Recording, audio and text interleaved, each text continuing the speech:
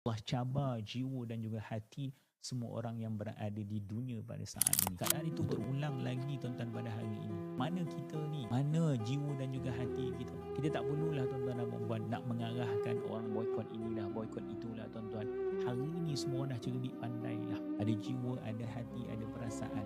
Dah pandai mengira, dah pandai tuan-tuan membuat keputusan. Maka kita harapkan jiwa dan keputusan kalian membelahi tuan-tuan keluarga kita yang berada di InsyaAllah, amin. Walaupun kita tak sekuat mana tuan-tuan dan puan-puan, tapi jiwa dan juga hati kita sentiasa mendoa dan menyokong. Minta sebab itu tuan-tuan dan puan-puan, bila mana umat Islam tak mampu nak membawa jiwa dan juga hati ini, Allah campakkan tanggungjawab itu kepada orang yang bukan Islam. Ketika mana orang cerdik pandai ini tuan-tuan dan puan-puan tak mampu nak memimpin untuk memecahkan pagar itu tuan-tuan dan puan-puan, Allah berikan kepada orang yang autism, salah seorang pemimpin